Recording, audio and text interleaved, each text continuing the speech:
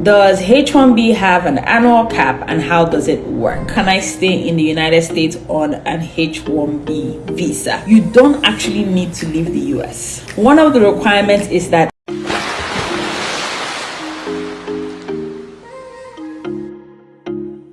okay, so we are talking about H1B visa sponsorship today.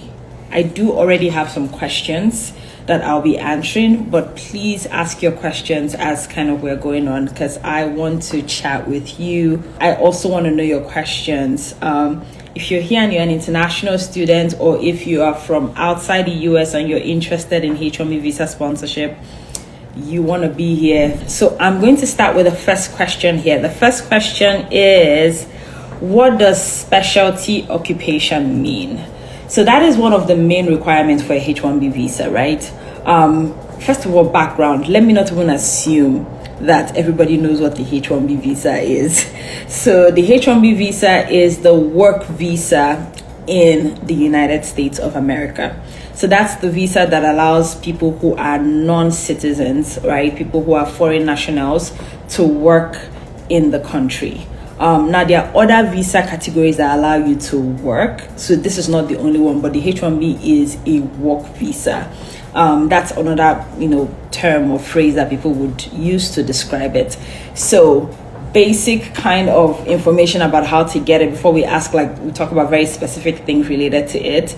The first is you can apply for it while in the US. You can also apply for it while outside the US. And I'll talk about details surrounding that in some of the questions that I have here. So very important. So it doesn't matter where you're located. You could apply, or the visa could be applied for on your behalf. Again, I'll explain that. So that's number one. It has a maximum of 6 years attached to it, and it's given in 3-year increments, right? So the first time you get the visa, for example, they're going to give it to you for 3 years, and then afterwards you can renew it for an additional 3 years, so 6 years in total.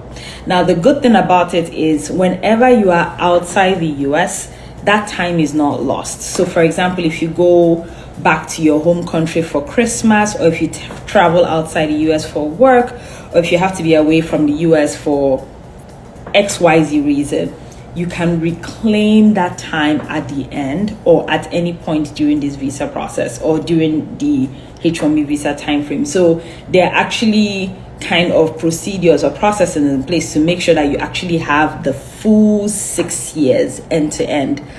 So that's something that is important, because sometimes there are times where, people are waiting for the green card and they need like a little bit more time to work legally. If you have traveled outside the country at all within those 6 years, you can reclaim that time back and they can add it or extend the H1B visa based on that. Very important to keep that in mind. So now that I've given the general overview, the first question is, can anybody apply for the H1B visa? And the answer is, not really. So one of the requirements is that it is going to be a specialty occupation, right? Which really, in just general definition, it means that like it's a job that you have gotten specialized training for. If you Google what that means, for example, you're going to see a lot of people say you need a minimum of a bachelor's degree or higher. And that is because, like, if you think about all the possible things you could do as a human being, there are some things that require more training than others. And so once you start to get into the realm of like a bachelor's degree, a master's degree, any kind of doctoral degree, you will see that like the more education that is required to do something, the more it is classified or called a specialty occupation. So first things first, if it's not a job that the minimum requirement is a bachelor's degree, it could be challenging or just flat out, you don't qualify for a H1B visa. A very good example is nursing. Right, so bedside nursing, to be very specific, because you can get the H1B visa as a nurse for other things or other titles.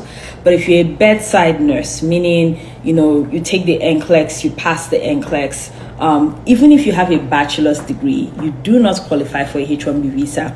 And the reason for that is, as of today in the US, you can take the NCLEX, which is the Registered Nurse Licensing Exam, with either a bachelor's degree or an associate's degree, right? And for that reason, the minimum requirement to be a bedside nurse is not a bachelor's degree, and that is why nursing, or bedside nursing specifically, that job does not qualify for H1B visa. So that's an example. So one of the potholes or pit holes, or like just holes in general, that international students, could fall into is that you finish school and you get a job, right?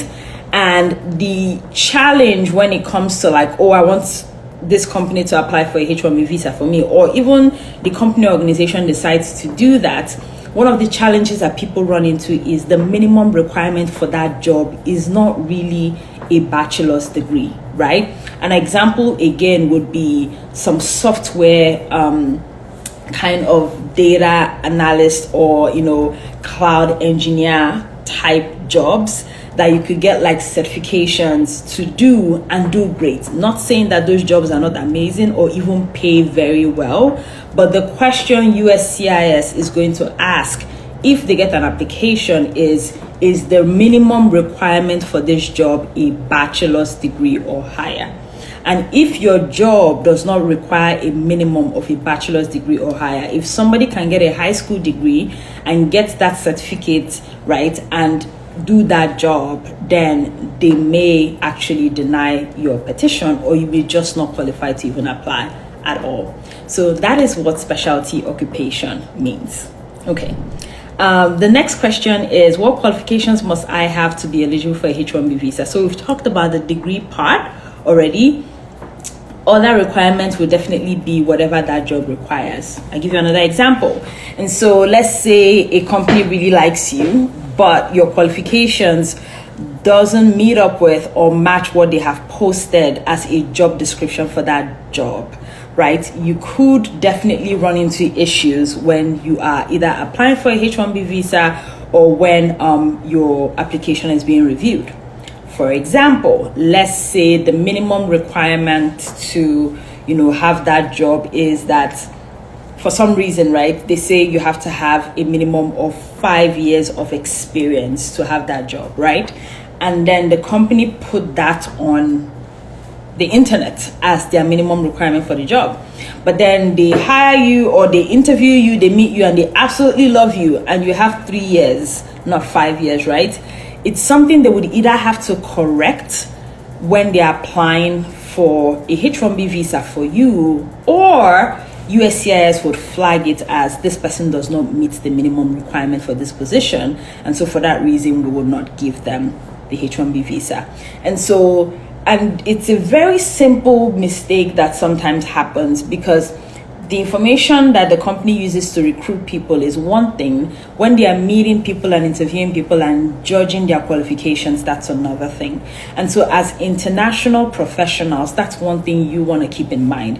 Because let's say you are hired and you're one of those people who some requirements were waived for you. When it's time for the H1B visa application, your company has to make sure that the application makes sense, right? That what you have is what the minimum is, or they are able to rectify that in their languaging in their language or explanation, or whatever they use to put your material back together. So I'm talking about this requirement, but I'm also giving you tips that you could either think of, ask questions about, or look out for when you are discussing your H1B visa interest or application with any company or organization that decides to file for you. So again, what are the qualifications for a H1B visa? Number one, you have to have the minimum of, or the job has to require a minimum of a bachelor's degree. And number two, whatever the job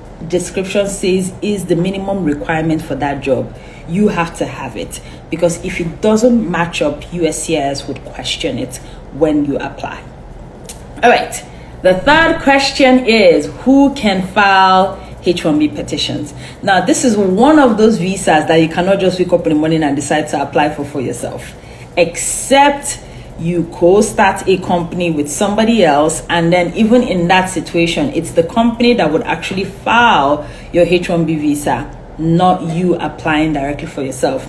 Now, definitely that is a lot more intricate and complicated than this life, would allow me to explain. And a disclaimer I should have put at the beginning: I am not an immigration lawyer. None of this is legal advice. So this is just information and conversations that we're having around this topic. And a lot of this information is also publicly available. And so my goal here is to synthesize some of these things and just share and have a conversation with you. All right. So moving on, who can file the H1B petition? The first thing is the company or organization has to be the one to file the petition. So you cannot self-petition for a H1B visa. Even if you are the one who co-founded the company, for example, you cannot self-petition, right? So the company or organization has to file the visa. There is no way around it. And so that puts us as international students or international professionals in a very interesting position, right? Because you're applying to, places that you like to work at after school or while you're finishing school. And when you're having a conversation with them, there are some places that absolutely love you, you like them, but then they need to understand that this is not something you can do yourself, right? This is something they have to lead. In fact, by law, they have to be the one to pay the fees. Otherwise, it would be flagged as visa fraud. So even the check for the application or the money for the application has to come from the company that is sponsoring you. USCIS is very strict about that. The company or organization is the one that files this application. You are not the one that self-petitions for it, right? And even if you meet a lawyer that wants to help you put together the application, they will let you know very clearly that you cannot self-petition. There's a caveat, however, and that is that you can be the one to pay the premium processing fee. So that is an additional amount of money that would allow your application to be reviewed and a response will be given within 14 business days or 2 weeks. And that you can pay yourself, right? You can write that check, the money can come out from your account, there's no conflict there. But the actual H1B application has to come, or the actual payment or application itself has to come from the company or organization that is sponsoring you. Okay, next question is, does H1B have an annual cap and how does it work? Great question. Now, stay with me because this is where the explanation starts to, shake here and there. So stay with me, right? Now, for the most part, most companies or most organizations can apply for H1B visa. However, there are organizations that fall into a capped category and there are organizations that fall into a cap exempt category, right? Two different categories. Now, for those who fall into the capped categories, that's actually majority of companies or organizations in the US. These are for-profit companies, these are or organizations, or these are people who do not meet the requirement for cap exempt, which can be very specific, right?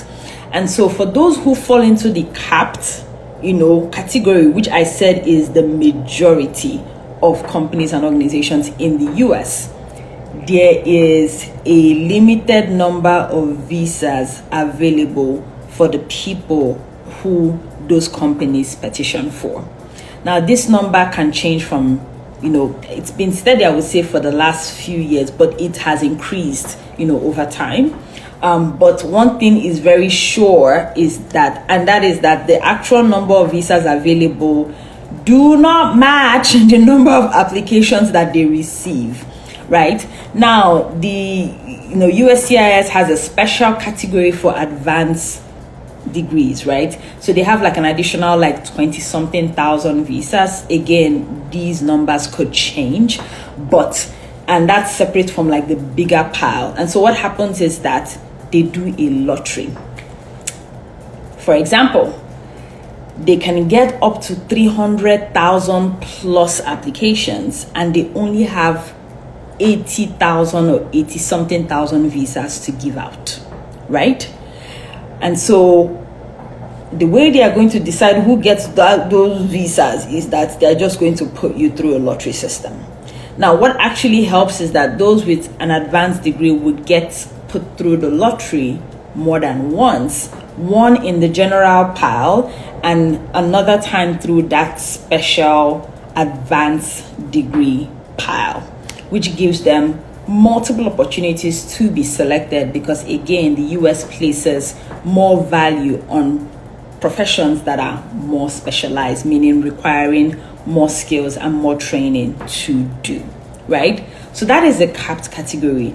And that gets very interesting for international students, because if your company is going to apply for a H1B visa for you and they are under the category that goes through the lottery and is capped, number one, they can only go through the lottery, except last year where there was, some very interesting things happened last year.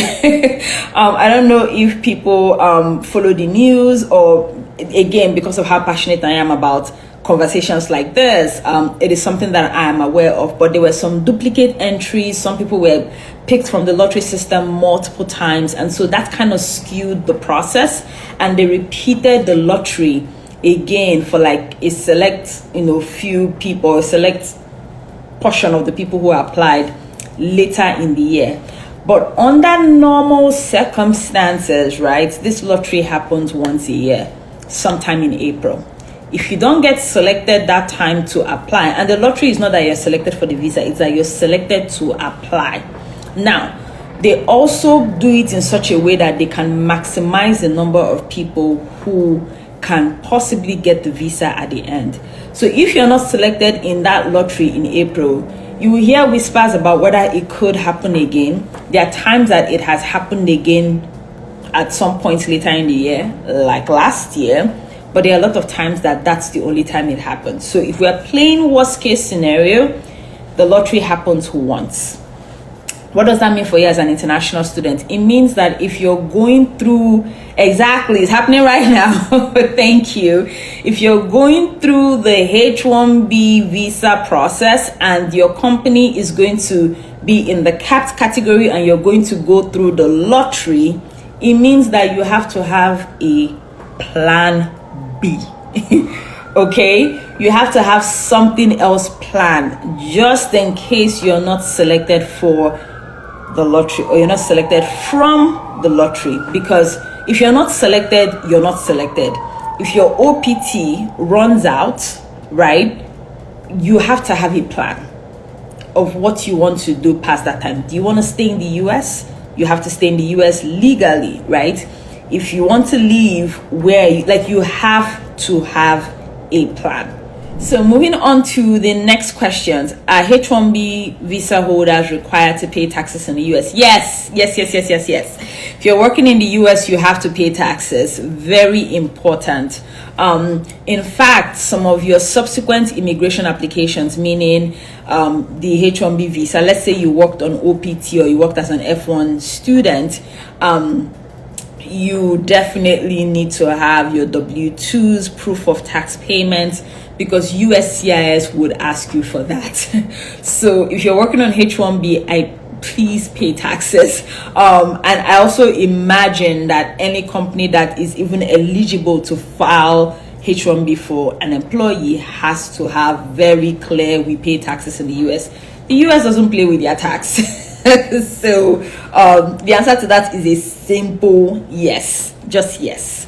Okay, next question. What is the H1B visa processing time? Okay, that varies. Remember at the beginning I said something about like premium processing and how that takes about 2 weeks. Honestly, the premium processing thing is so fast. I know of cases that have gotten responses in like 48 hours after paying the premium processing fee, and so it can happen like really fast.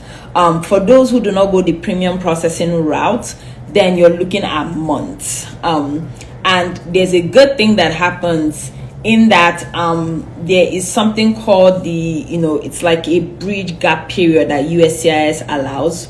So let's say an example is you're on OPT, your OPT is going to end before maybe the H1B fiscal year starts in October, but you were selected for the lottery, right? And so your application is still with them. They haven't given you a decision yet, and your OPT is ending.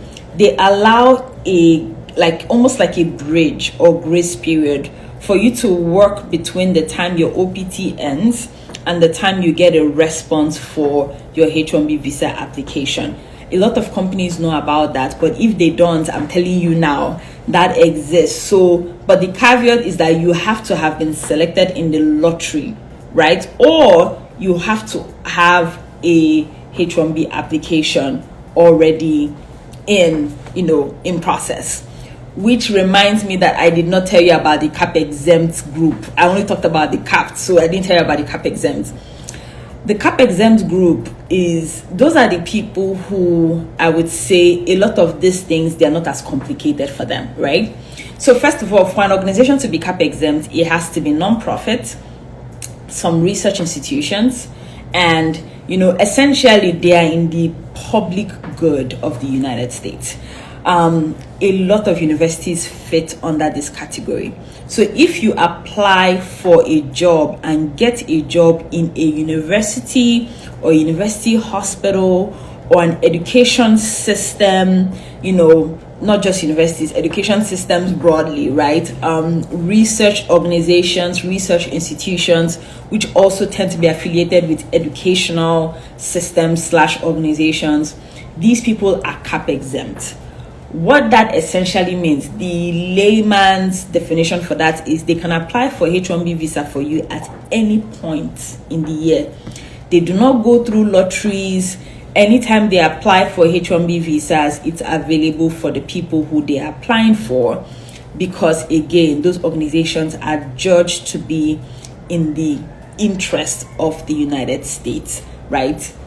Now, that sounds great, right? So if you are looking for a job and you're open to maybe taking a pay cut, I'm saying maybe taking a pay cut because let's be honest, right?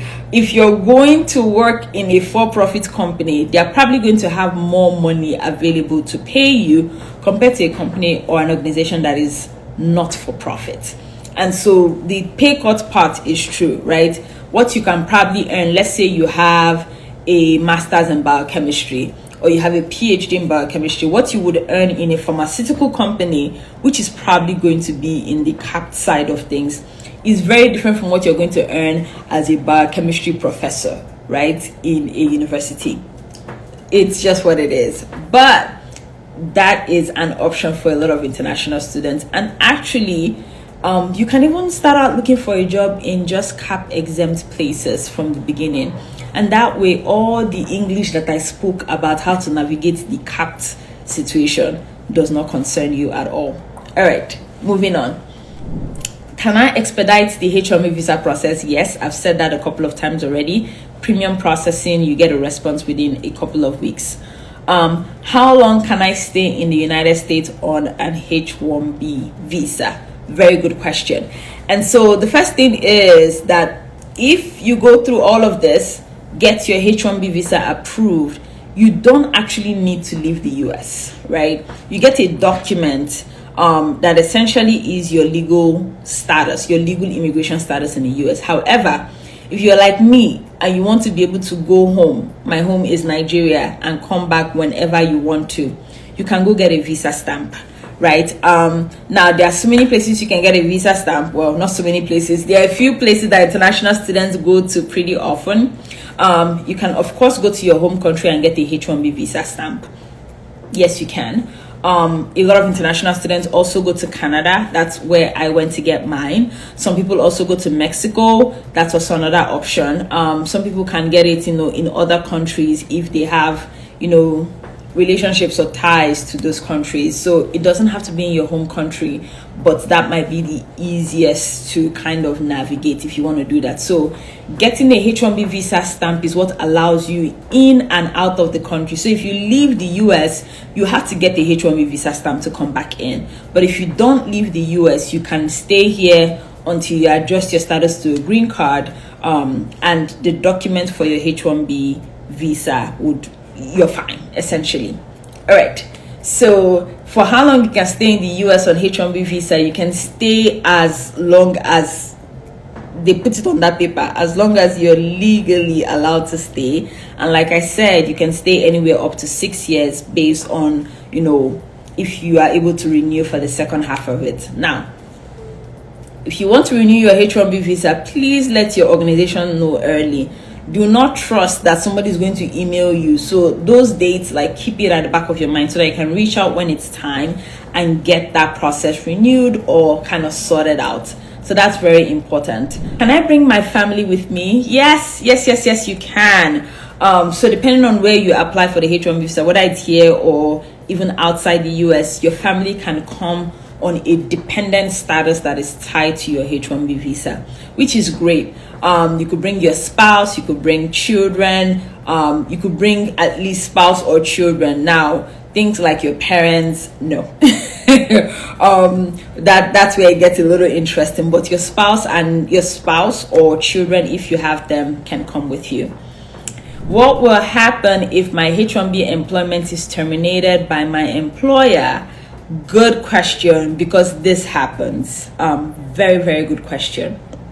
First of all, if you know your job is standing on one leg and you're on H1B visa, please do not wait until that organization or company has told you to leave before you start to find your next step.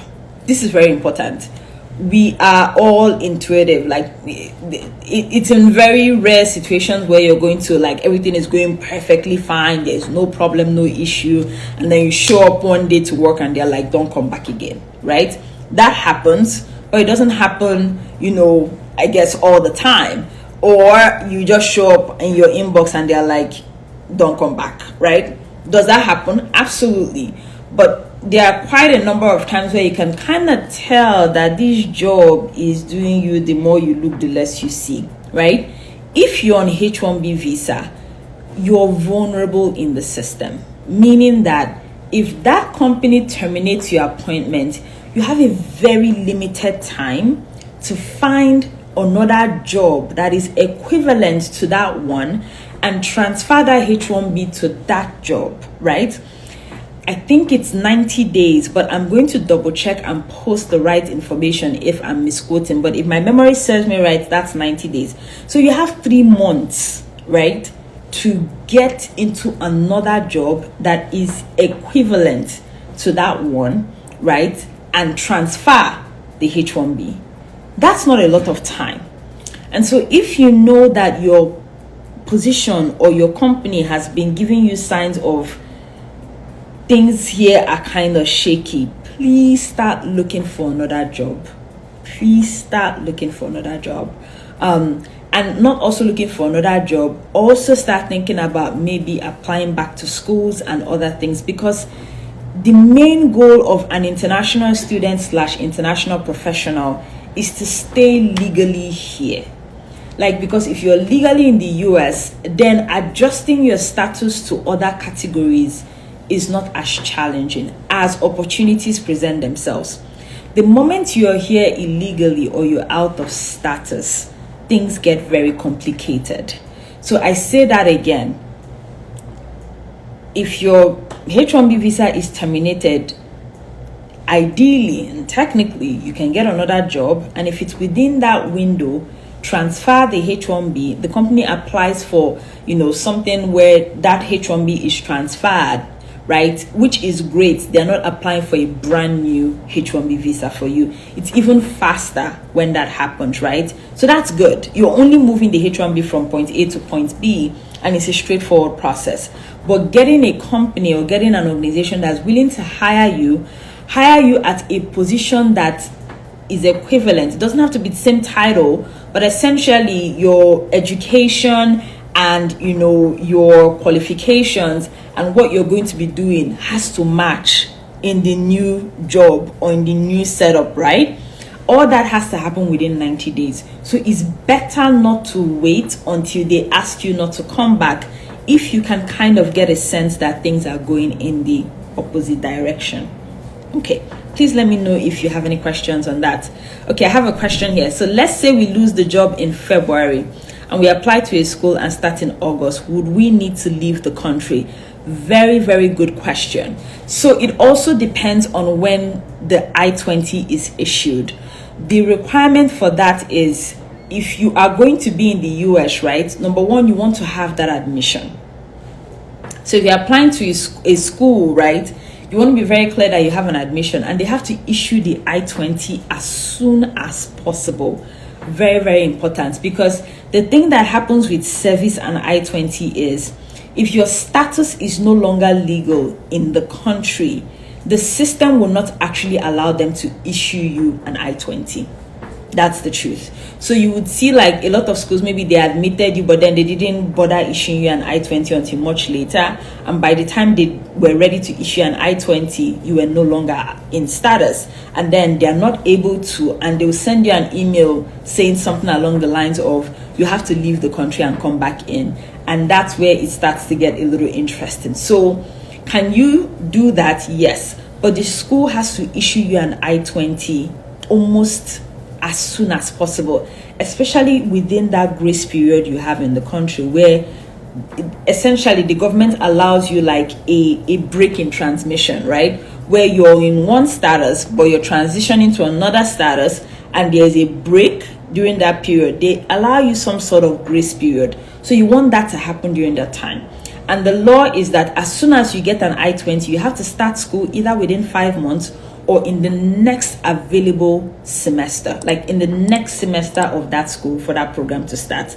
So it takes some math, plus or minus, and conversations with the school, but it is possible. Now, in the event that there's a longer time period between when that job is lost and when you're starting school, then you have to start thinking about other programs that you could enroll in that can issue I-20s for you to study or do something while you're waiting to be able to transfer that service to maybe a school where you want to do a master's or some other kind of degree. And there are certificate/vocational programs in the US that do issue I-20 that can again help you bridge that gap where you're staying in status. Because remember what I said, staying in status is very important, because the moment you're here unlawfully, things get complicated. Please let me know if I answered your question or if there's anything you want me to clarify in that explanation. But again, I'm not an immigration lawyer, and so if you have a situation where you really need legal advice, we can connect you to lawyers, but you need to speak with a lawyer so that you make sure that all your grounds or your bases are covered. All right. What does dual intent mean? Good question. So dual intent essentially means that you are going to be in the US on a non-immigrant status, but you do have a plan to stay in the country if things work out well for you. Now, if you're going to get like a visiting visa or a student visa, one of the famous questions you might get asked is, what is your plan when you return, or when will you return, or what is your plan post-graduation? And people really get nervous about that question, because that's where they catch you. If you don't have something very solid to explain that you're going to do after you finish visiting or after you finish studying, yeah, that's a problem. And so with H1B visas, you don't have to have a plan to return to your home country.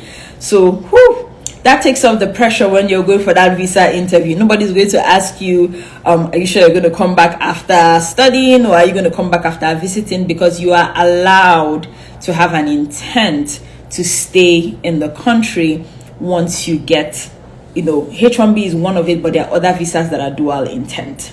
Now, again, as an F1 student if you're an F1 visa /student, once you transition to H1B, your dual intent can actually be bolder, right? When you're going to the embassy or you're interacting with immigration-like things, because now it's very clear that you do or you can have plans to stay. And so if you're on H1B and you're afraid or worried about going to get a visa stamp, you don't have to be again, because the H1B visa is a dual intent visa, which means that you can decide to leave after your 6 years or your 3 years end, or you could decide to stay and adjust your status to legal permanent resident as opportunities present themselves. So I cannot believe how fast I flew through those questions.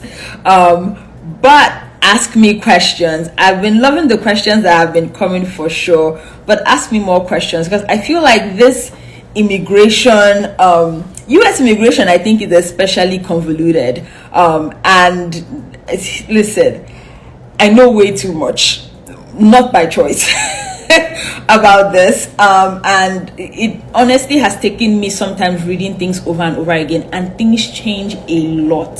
And so whatever I'm explaining now, you could check in a few days and it's already different. So, which is why I think it's especially important for international students to kind of stay on top of information, because you're the one that all of this affects directly, right? If somebody in your organization or company makes a mistake and, they don't apply for something in time, or they mess up an application, or if you miss a date, miss a deadline, somehow get caught up in something and, it's not going the way you want to, you're the one that would pay the consequence for it. And so it's very important for you to stay on top of information, just so that, again, you stay in status and get to where you need to get to, right? And it's not like being in the US is do or die, but you want to be here and you want to be legally here and comfortable and able to live your life freely and leave your house and get stopped for a traffic ticket and, be fine, right? Without every siren causing you to have diarrhea. So and that's the goal of all of this, so that you can stay on top of information and be here legally, study, work, live in peace. If your company is going to be applying for H1B visa, please know what's going on. Please know what's going on, right? Like we mentioned at the beginning, some of these things have started, like the groundwork has started happening. So please stay in the loop. You might seem like a bother, but it's your life. So ask questions, ask for updates, stay in the loop, so that nobody drops the ball and then you're the one paying for it. Please. If you're shy or ashamed, put all of that in a corner, because listen, if anything goes wrong, it's you, it's your status, it's your life. So ask questions, be direct, ask for updates, ask for what date you should follow up on certain requests or questions that you ask for who the key person is to keep in touch with, so that you can know what's happening and you can be involved. And if there's anything that is feeling funny or sounding funny or unclear, you can always get in front of it and make. How can we reach those who are trying to come here and ensure that they actually know the safe and legal processes? Very good question. Honestly, it's one of the reasons that we started Winnie Student World. I came here as an international student, and going through this system and going through this process is what made me very passionate about wanting to make sure that people know all that there is to know and do it well. And so in terms of reaching people, it's information like this, like sharing this live video. We have some more videos on our page, Winnie Student World on YouTube, that actually has some more information about whether it's applying to school, navigating some immigration issues, things to stay on top of. So we do our best to put out information, but really it's sharing information so that people do things and do it well. I don't know if that answered your question, but it's sharing information. That's the best thing or best way to kind of reach people. Okay. And just got a job offer on Friday. Congratulations again. Thank you so much for this session. I think it was helpful to know about the grace period. Yes. You're very welcome. Very, very welcome. Again, congrats on all your accomplishments. Finishing school in the US, starting OPT, getting a job, those are all just well done and congratulations. Just like we talked about, stay on top of things, ask questions. For your OPT, for example, right, make sure you know what date it ends, and don't wait until the last minute to figure out your next steps, right? My kind of go-to is if you're on a 1-year OPT, for example, right, and you don't have a H1B visa already approved, right? or you don't have a green card application already approved, right? Don't wait until your OPT is ending in in January next year to do something. Start August this year, right? If you need to apply to a school, get into another program and have that program start the following year, do exactly that, right? I use myself as an example. When I graduated with my bachelor's in nursing, I had a 1-year OPT. Remember what I said about nurses not being eligible to, get a H1B visa? That applied to me at that time. And so what ended up happening is that my OPT started July of the previous year and was going to end July of, the current year or whatever year that was. And I got into my PhD program that was starting June that year. And so way before my OPT ended, I was able to just transfer my service to my new program and start that program in June. So if you notice in my timeline, there was no gap. Before my OPT ended, I got into a program, I got a new I-20 and I continued. That's a best case scenario type of setup. And so if you don't already have this, please, have a plan B. And if it works out that your H1B is approved or you're selected next year, then you don't need the plan B. But if it doesn't work out, then that way you're not stranded. All right. How soon should I ask my company to prep the papers for my next H1B cap? Very good question. So essentially, right, because I was looking at the website today to prepare for this IG live, from like February, right, companies that are going through this have already started putting stuff together. So in terms of when they should start working on this, we're talking about like early next year. So from like January, or let's even say December. Okay, January, right? Let's say you take the Christmas break and all of that. They should start asking you for documents, start putting together things. They need to apply as a company that is going to be putting a candidate forward in the pool. So from January, they should start actually doing the work. Now, if you are working with a smaller company that either hasn't done this a lot or hasn't done this at all, please get a lawyer. Please. Or ask your company if they'll be willing and open to work with a lawyer who knows what they're doing. Because true story, some companies who have not done this before have tried to do this themselves and they have botched it. And remember who pays for any mistakes? The international student or the international professional.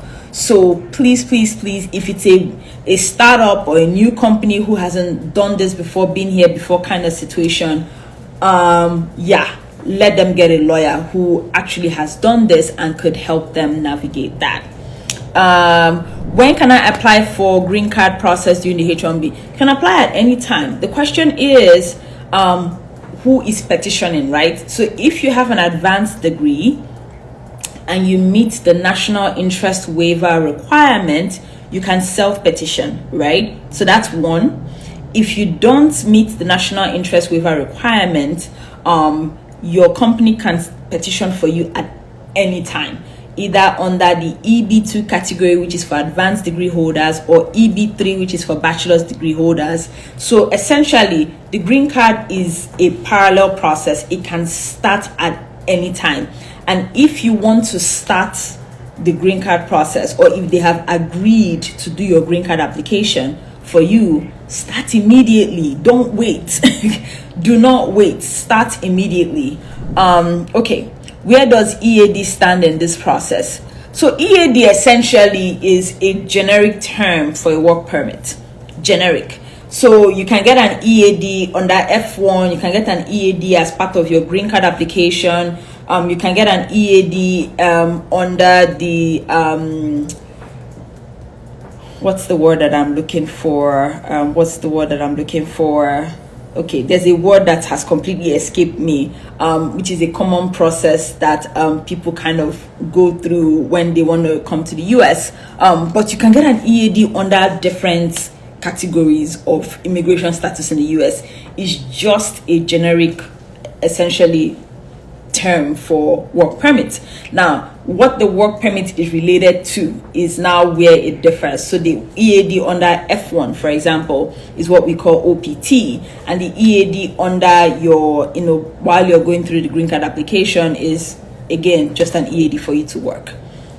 Where do you check the so it's called National Interest Waiver. So if you Google green card, national interest waiver, or green card NIW, you would see the breakdown of that on the USCIS website. And essentially the documents you need to have, or the qualifications you need to have to be able to apply. And if you have those, you can self-petition. Of course, people would get a lawyer just so that they do it well and do it once, which I would recommend. Again, we're happy to link you up with lawyers if you want to go through this process, but it's something that you can do if you meet up. And if you don't qualify for the national interest waiver green card application, you can have your company also petition for you. And again, meet the absolute love of your life. I do not encourage marrying for paper. But you meet the love of your life and they either have a green card or they're a US citizen, they could also petition for your green card. Okay, so I want to ask, if someone has a girlfriend in the States and they want to meet and get married someday, okay, how do they go about it? I want to know all that is required and the process involved. Thank you. Absolutely. Well, I love talking about love. I'm a lover girl. So that's a very good question. I'm looking at the time. I don't know if we have enough time to talk about it, but I have follow-up questions because it would depend on a few things. What is the status of your girlfriend in the United States? Is your girlfriend a student? Are they working? Do they have a green card? Are they a US citizen? All of those things matter. And all of those things also affect the timeline of how things would kind of flow. And also where you are in the relationship, to be honest. Because if it's someone you just started dating and you haven't really decided to marry the person, then it gets interesting because maybe that person has to come visit you a few times, or you can go to the embassy and request a visiting visa, right? To go to the US to go visit the person. Again, early stages of your relationship, you haven't quite decided where you are in that process. Then it would then matter the person's status, right? So if they are F1 status, for example, after you get married, you can go to the embassy and get something called an F2, which is a dependent of an F1. You can do that even while the person is on a OPT and be able to come to the US. That's that. If they're on H1B, you can go to the embassy and get the H4 visa, which is again the dependent under the H1B, and then you're reunited. Now, if you're under green card or US citizen, the both categories, or she will be able to apply for your green card as either one, right? What actually matters is timeline. So if you are outside the US and your girlfriend has a green card, or at this point your wife has a green card, right? She can petition, but the green card category for spouse is a lower priority. And so because you're outside the US, it could take years for that application to be processed, right? For you to be able to come over. And the moment she petitions, you won't be able to get like a visiting visa or a non-immigrant visa to come, because in the system you have an immigration or an immigrant intent. If she's a US citizen, she can again petition for a spousal visa, and you could be in the US in about 9 months. So it depends on where they are in terms of status. Ironically, things like an F1 or H1B visa, you probably be in the US sooner than a green card. A green card would actually be the hardest category now that I'm thinking about it, because for the visas, you just go to the embassy and apply for those visas and get it. And if it's a US citizen, they apply for a spousal visa and then you join them after. It could take longer, but I've seen people go through that in about 6 to 9 months. So I hope that answers your question. Happy to chat more. Thank you all so much for hanging out with me, for contributing to the conversation.